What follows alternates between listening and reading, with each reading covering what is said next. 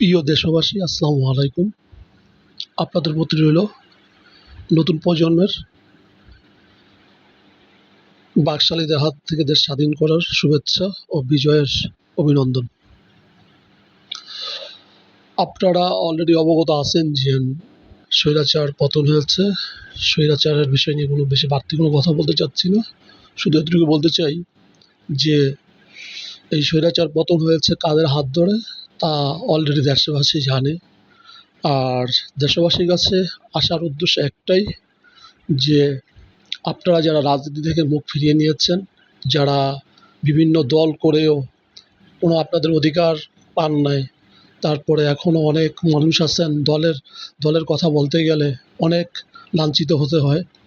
এই মানুষ যারা আছেন তাদের উদ্দেশ্যে বলছি যে দেখুন, গণ অধিকার পরিষদ, যুব অধিকার পরিষদ, ওনারা সদস্য সংরক্ষণ করছে।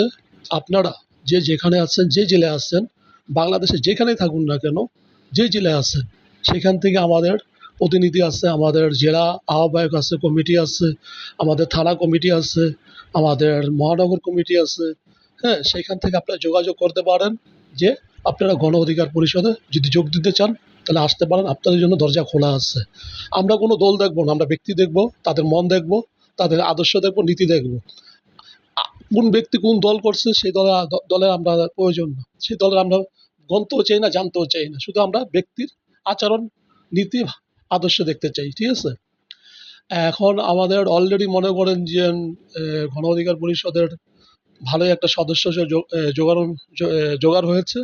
আপনারা যত শীঘ্রই পারেন, আমরা অনেক জেলায় কমিটি দিয়েছি, আবার দিব, নতুন করে কমিটি দিব। বিশেষ করে ঢাকা মহানগরে যারা আছেন তারাও মনে করেন যে আপনারা যদি গণ অধিকার পরিষদে যোগ দিতে চান, আপনাদের জন্য গণ অধিকার পরিষদ অলরেডি, গণ অধিকার পরিষদের দরজা খোলা আছে।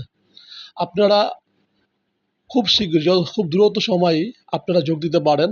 আপনাদের কাছে অনুরোধ থাকবে, আপনারা এমন কোনো দলের রাজনৈতিক সাথে যোগ দিয়েন না যে পরবর্তীতে আবার এই স্বৈরাচারের মতো আচরণ করে। দেখুন, রাজনীতি আপনার বিবেক থেকে, আপনার মন থেকে আপনার রাজনীতি আপনি করবেন। আপনার অধিকারের জন্য আপনি কথা বলবেন। কেউ আপনার অধিকার আপনার নিয়ে আপনার বাড়ির সামনে নিয়ে দাঁড়ায় থাকবে না। আপনার অধিকার নিয়ে আপনার যে কোনো একটা গণতান্ত্রিক রাজনীতির সাথে আপনার থাকতে হবে। কারণ স্বাধীনের পর থেকে আজকে প্রায় 53-54 বছর চলতেছে। এই রাষ্ট্রটা কারা চালাইছে এটাকে চিন্তা করতে হবে, এই বিষয়ে ভাবতে হবে। চোর বাটপার যারা মনে করেন ক্ষমতা লোভী, তারা এই রাষ্ট্র চালিয়েছে। ঠিক আছে? আর দ্বিতীয় কথা হলো, আমাদের দলের একটা নীতি, মূল নীতি একটাই, যে একজনের একজন ব্যক্তি দুইবারের বেশি ক্ষমতায় থাকতে পারবে না। আমরাই সর্বপ্রথম চালু করেছি এবং আমরাই এই আইন পাশ করব ইনশাল্লাহ। আপনারা যারা আগ্রহী, রাজনীতিতে আগ্রহী আছেন, তাদের জন্য দরজা খোলা আছে। প্লিজ আপনাদের কাছে অনুরোধ করব, আমাদের ভাই বন্ধু, বিশেষ করে আমার যারা বন্ধু বান্ধব আছেন, আমার আত্মীয় স্বজন আছেন, যারা প্রতিনিয়ত আমারে আকার ইঙ্গিতে বুঝাইতে চাইছেন রাজনীতি করিস না, এই ক্ষমতাশালী এই দলের সাথে তারা পারবি না, হ্যান ত্যান, এটা সেটা। ঠিক আছে? দেখুন, একটা কথা মনে রাখবেন, যদি আপনার ভিতরে যদি সৎ ইচ্ছা থাকে, সৎ সাহস থাকে, আপনি সবকিছু করা সম্ভব।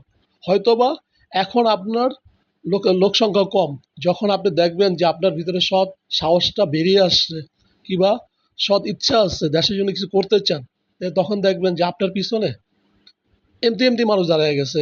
তখন আপনার ডাকতে হবে না। 10-12 জন, 20 জন, 22 জন, 50 জন, লাস্ট পর্যায়ে কি হয়েছে তা তো আপনারা দেখছেনই। ঠিক আছে? এই 144 ধারা ভেঙে, কারফিউ অপেক্ষা করে ভেঙে আজকে গণভবনের অবস্থা কি হয়েছে সমস্ত দেশবাসী জানে। আপনাদের কাছে অনুরোধ থাকবে, যারা রাজনীতি করার আগ্রহ, যারা রাজনীতি থেকে মুখ ফিরিয়ে নিচ্ছেন, তারা যত শিগগিরই পারেন, আপনাদের প্রতি অনুরোধ থাকবে ইনশাল্লাহ আপনারা গণ অধিকার পরিষদে যোগ দিন। আমরা সম্মিলিত কথা বলি, আমরা অধিকারের কথা বলি, আমরা দেশের কথা বলি, আমরা জাতির কথা বলি, আমরা মাটির কথা বলি। আপনারা আসুন, আপনারা দেখুন যে আমরা কি করতে চাই, আর দেশটাকে আমরা কিভাবে সাজাইতে চাই। কারণ আমাদের যাত্রা একটাই, আমরা যে কথা নিয়ে আসছি যে জনতার অধিকার আমাদের অঙ্গীকার। অবশ্যই আমরা জনগণকে নিয়ে কাজ করব। আপনারা জনগণ যে যেখানে আছেন, গণ অধিকার পরিষদে সদস্য সংগ্রহণ চলছে, আপনারা যোগ দিন। যে জেলায় আছে আমার নাম্বার দিয়ে দেবো, আমার নাম্বার নিয়ে আপনারা যোগাযোগ করতে পারেন।